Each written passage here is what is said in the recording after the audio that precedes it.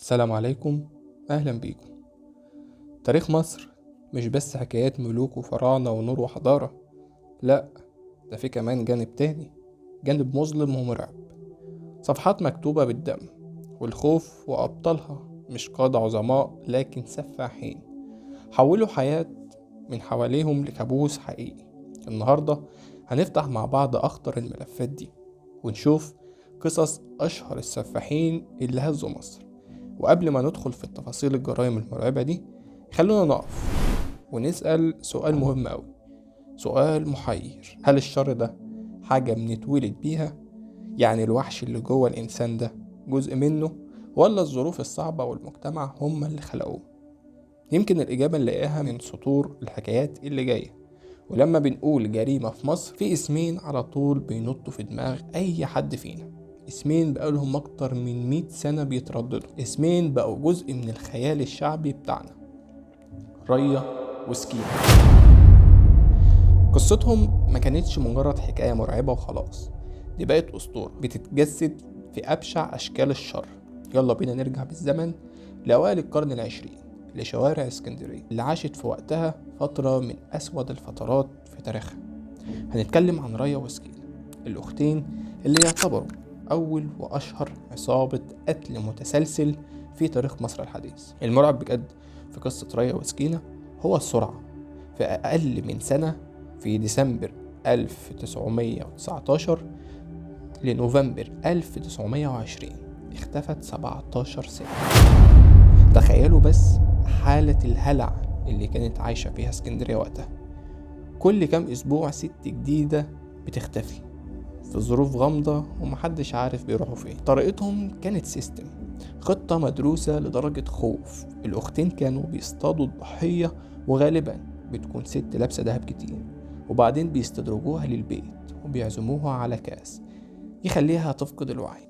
وبعدها بيجي دور رجالة العصابة يكتفوها ويخنقوها بفوطة مبلولة، وبعد ما يسرقوا كل ذهبها وحاجتها كانوا يدفنوها تحت بلاط بيتهم.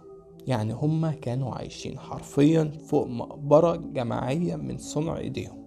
والاسماء اللي شايفينها دي مش مجرد ارقام في جدول، لا، دي مجرد عينة بسيطة، 4 اسماء من اصل 17 ضحية. كل اسم من دول وراه قصة وحياة وعيلة واحلام، وكل ده انتهى بشكل وحشي علشان شوية دهب. الصدمة وقتها كانت عنيفة جدا على المجتمع المصري، ونهايتهم كانت تاريخية بالظبط زي جرائمهم. سنة 1921، والأول مرة في تاريخ مصر الحديث كله، بيتنفذ حكم الإعدام في ستات: ريا وسكينة. ومن قصة الطمع والقتل علشان الفلوس بنتنقل لقضية تانية يمكن تكون أبشع وأكتر تعقيدا. قضية بطلها ما كانش بيقتل علشان يسرق، لا، هو كان بيقتل علشان يرضي رغبات مظلمة وغريبة جواه. هنتكلم دلوقتي عن السفاح اللي حول قضبان السكة الحديد لمسرح الرعب بتاعه. طب ليه؟ الاسم ده مجاش من فراغ، ده كان لقب رمضان عبد الرحيم منصور، والتربيني يعني القطر السريع. والاسم ده كان رمز المكان جرايمه المفضل، أسطح القطارات اللي بتجري بسرعة ما بين المحافظات، واللي كانت شاهد على أبشع الجرايم اللي يمكن نتخيلها. وهنا بقى بنشوف التناقض اللي يصدم أخوه.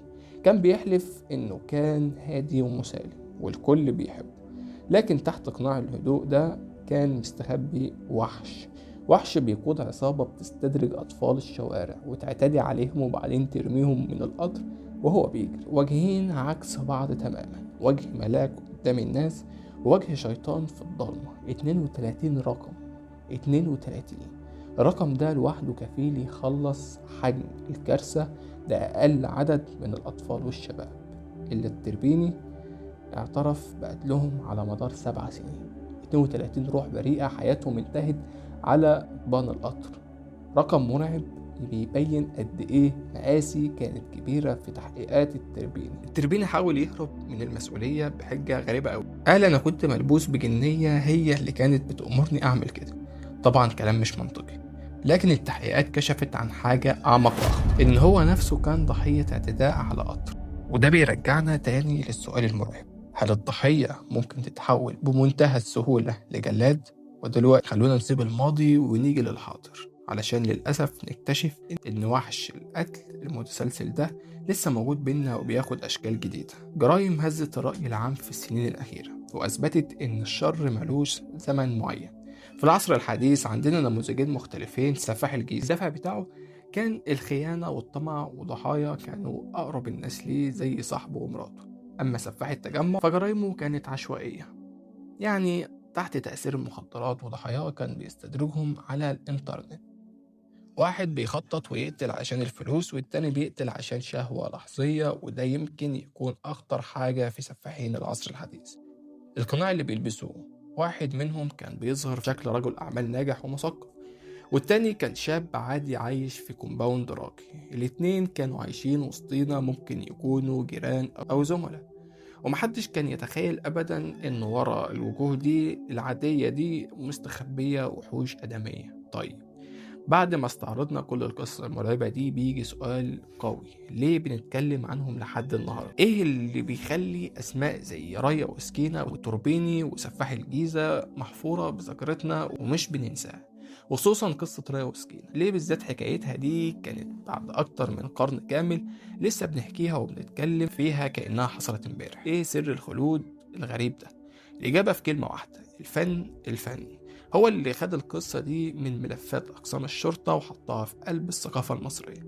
والموضوع بدأ بمسرحية اتعرضت بعد أعدامهم بكم شهر بس، وبعدها فيلم أيقوني في الخمسينات، وصولا لمسرحية كوميدية تاريخية بتاعت شادية وسهير البابلي، وبعدين مسلسلات وأفلام وبرامج لا حصر لها.